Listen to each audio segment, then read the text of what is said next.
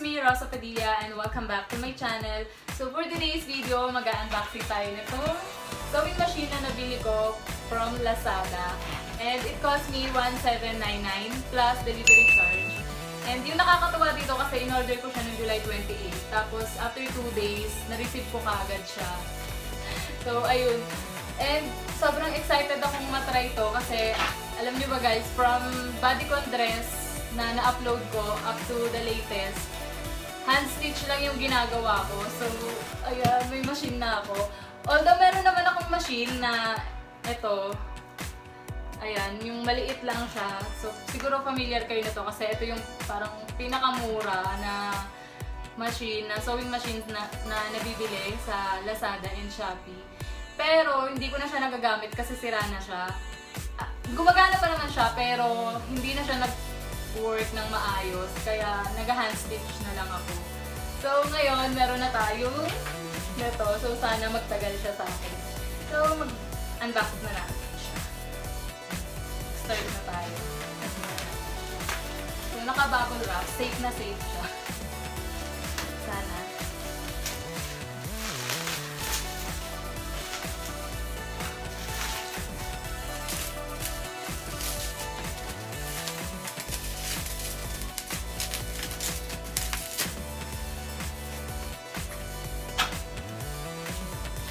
Ayan siya guys.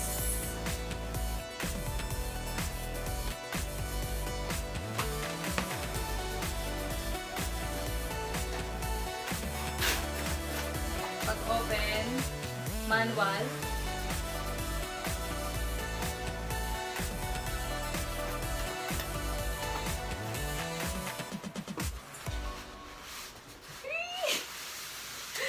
Ay, ayan. So, meron siya yung mga extra bobbins, needles, and ito, meron siya nito. Ano po? Siguro, saan ko to? Sa ano yata to? Sa botones. Ewan ko lang, hindi ko sure. Kasi first time lang, hindi naman ako professional. Beginners pa ako sa pagtatahi. And hindi pa ako sanay gumamit ng mga machine. Pero sanay ako mag-hand stitch. Eee! Ayun na siya! Ayan.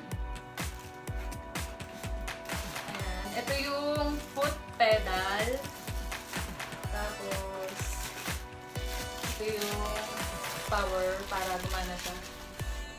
Tapos, ito na!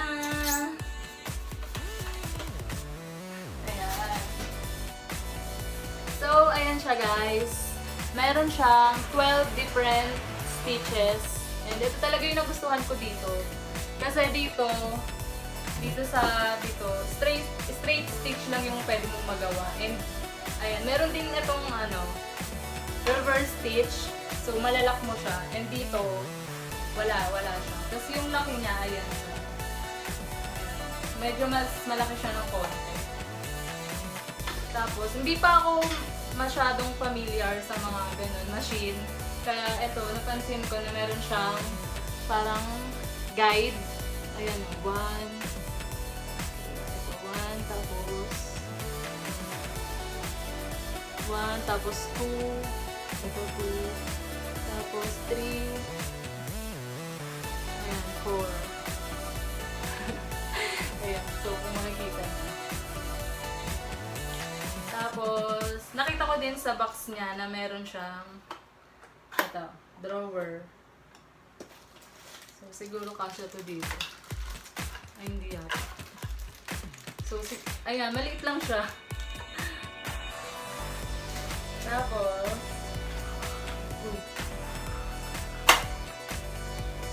ayan. So, guys, itatry ko na sana siya. But to be honest, hindi pa talaga ako familiar sa machine na to. Kaya naman, nagbasa muna ako ng manual and nabasa ko na since ayan nga, meron siyang 12 different stitches. Para ma-change mo yung stitch pattern mo, kailangan mo muna, i-off mo muna siya. Kailangan naka-off siya. Tapos, itong hand wheel, para maiangat mo muna yung karayom kasi pwede siyang magbuhol. Tapos, para ma-change mo yung pattern, ayan, ito yung ikutin mo counterclockwise. So, ayun. Tapos, yung mga hindi ko pa nasabi kanina, ayan, meron siyang thread cutter. Ito. Para hindi mo na kailangan gumamit ng gunting kung magugupit ka ng sinulid. Tapos, ito yung sa ilaw niya.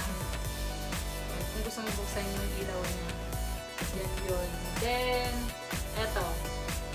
Dito, nilalagay yung foot pedal and yung sa saksakan niya para gumana.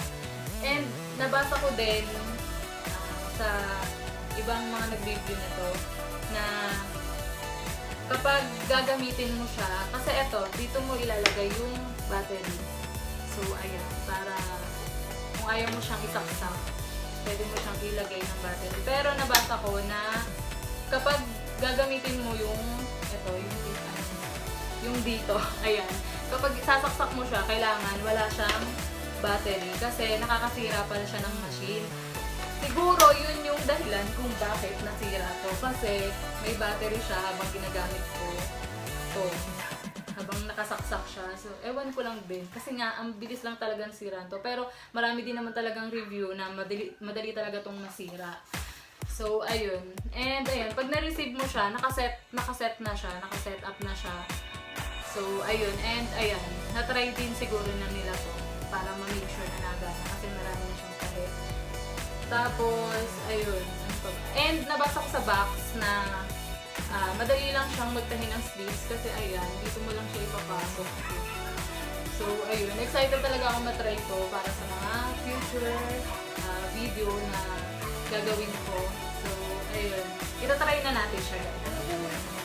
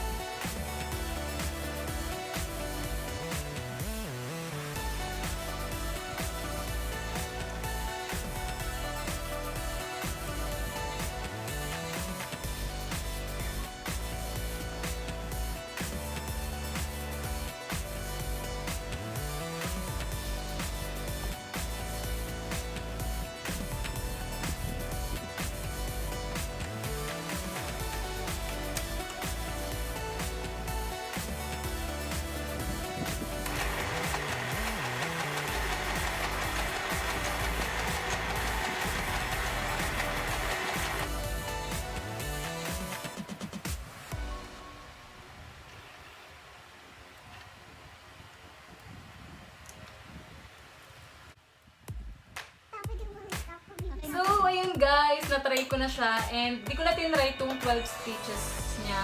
Tinry ko lang yung dalawa just to show you and also to make sure na gumagana talaga siya. And so far, sobrang love ko siya and sobrang yun, nagustuhan ko siya. So, what I'm praying for lang is sana hindi siya madaling masira. Sana matagal ko siyang magamit. Kasi, yun, hindi kagaya nito. Sobrang, dalawa lang yata o tatlo, hindi ko na matandaan. Pero sobrang bilis lang niyang nasira. So, ayun. So, that's it guys. I hope you like and enjoy this video. And if you did, please don't forget to give me a thumbs up and don't forget to subscribe to my channel. Bye!